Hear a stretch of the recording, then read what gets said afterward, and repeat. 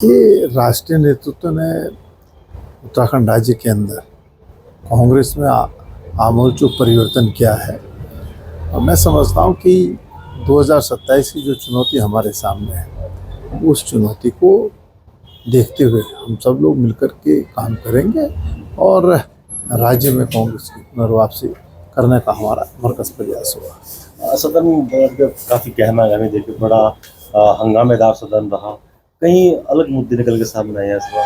नहीं, देखिए, सदन के अंदर जो बात होनी चाहिए थी उस पर कोई चर्चा नहीं हो पाई।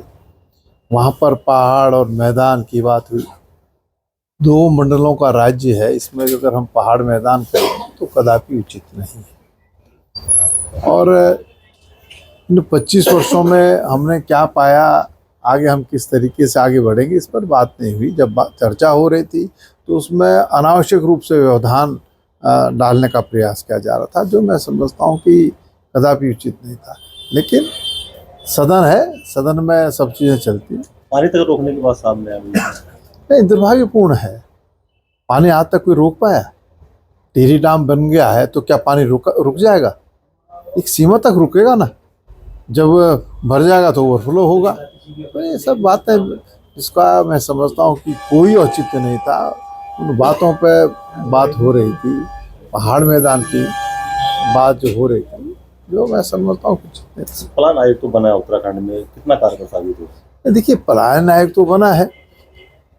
दुर्भाग्य तो ये है, इस पलायन आयोग का नाम सुनिश्चित करने के लिए 3 बैठकें हुई कि पलायन आयोग का नाम क्या होगा। तो 3 बैठकों में तो सरकार पलायन आयोग का नाम जो सुनिश्चित कर पाई। उसके बाद पलायन आयोग को पौड़ी में बैठना था, लेकिन पलायन आयोग ही पलायन कर गया। और जो उन्होंने अपनी संस्तुतियां दी हैं, उसको तो हम आए दिन कहते हैं कि प्रवृत्ति क्षेत्र में विकास की आवश्यकता है। वहाँ पर शिक्षा की व्यवस्था उचित होनी चाहिए, वहाँ पर स्वास्थ्य सेवाएं उचित होनी चाहिए, पर्यटन जो लगातार बढ़ता जा रहा है उसमें सुव्यवस्थित तरीके से करने का काम सरकार करे, और रोजगार की बात होनी चाहिए। ये बातें कही गई, लेकिन इस दिशा में तो कोई कदम उठता हुआ दिखाई नहीं दे रहा है। सर, बार बार जो सत्ताधारी दल है भौगोलिक स्थितियाँ बदलने की बात कहते हैं, आप कितना सहमत है इस बात से? नहीं, देखिए, इस पर भी बात हुई थी, डेमोग्राफिकल चेंज की बात हुई थी। मैं कहना चाहता हूँ, डेमोग्राफिकल चेंज की क्या बात है?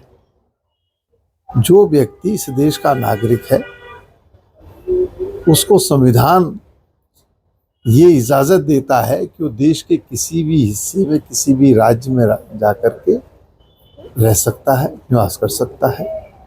डेमोग्राफिकल चेंजेस की बात जब कुछ साथी कह रहे थे तो वो कह रहे थे अवैध रूप से। अरे हमने कब कहा कि अवैध रूप से कोई अगर रह रहा है, अगर सरकारी ज़मीन पर कोई कब्जा करके रह रहा है तो भाई हटाइए ना। ये दायित्व तो सरकार का, तो सरकार करेगी ना। लेकिन नहीं, समझ में कुछ आ नहीं रहा था, लेकिन व्यवधान करने की आदत थी तो व्यवधान कर रहे थे। लेकिन हम अपनी बात कही। एक मूल निवास 1950 की बहुत बड़ी मांग हो रही है, चर्चा हुई है सदन में। मैंने कहा ना कि मूल निवास की भी बात अगर होती है, और भाजपा के विधायक ने कहा तो इस बात, तो हमने कहा भाई करिए ना। जो लोग सरकार में हैं वो हमसे प्रश्न कर रहे हैं। अरे सत्ता में बैठे हैं, जो आप कराना चाहते हैं सरकार से कराइए, उसको एग्जीक्यूशन में लाइए। सरकार से तो कराना नहीं। लेकिन दिक्कत उनकी भी नहीं है, क्योंकि मंत्रिमंडल के विस्तार की सुगबुगाहट होती रहती है कि मंत्रिमंडल का विस्तार हुआ, तो इसलिए आदमी ये दिखाना चाहता है कि मैं ही जो हूँ सरकार का हितैषी हूँ। विपक्ष का एक क्वेश्चन आपसे करना चाहता हूँ। काफी मंत्रालय खाली पड़े हैं, ऐसी क्या मजबूरी है या क्या ऐसा है कि जो मंत्रालय नहीं भर जाए, तो कहीं ना कहीं खामियाजा प्रदेश की जनता को भुगतना पड़ रहा है? नहीं, देखिए, वैसे तो ये सरकार और भारतीय जनता पार्टी का अंदरूनी मामला है कि वो मंत्रालय में पूरे मंत्री बनाए या ना बनाए। लेकिन मैंने जो देखा है, ज़्यादातर विभाग जो है मुख्यमंत्री जी के पास है, और मुख्यमंत्री से आम आदमी सीधा संवाद स्थापित नहीं कर सकता है। तो उसका खामियाजा तो जो है आम आदमी को उठाना ही पड़ रहा है। मुख्यमंत्री से तो हम भी अगर रोज़ मिलना चाहे तो हम भी नहीं मिल सकते। हम भी 3-3, 4-4 महीने में मिल पाते हैं। तो सारे विभाग मुख्यमंत्री के पास है, कोई जवाबदेही नहीं है, तो उसका नुकसान तो इस प्रदेश को हो ही रहा है। जैसे पूर्व मुख्यमंत्री भी कह रहे हैं कि भ्रष्टाचार और खनन को लेकर काफी बड़ा बवाल उनके कथन के बाद हुआ है। तो आप देखिए, मैं तो अक्सर कहता हूँ कि प्रदेश में जो सरकार है उसको खनन माफिया, शराब माफिया, भू माफिया संचालित करने का काम कर रही है।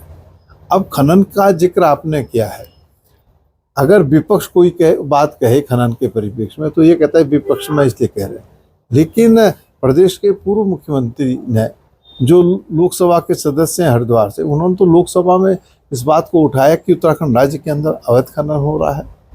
आपके सामने है जो पांडे विधायक हैं, उन्होंने बात वहाँ से क्या नाम गजरपुर से उन्होंने कहा कि नदी का सीना जो है चीरा जा रहा है, अवैध खनन बड़े जो है पैमाने पर हो रहा है।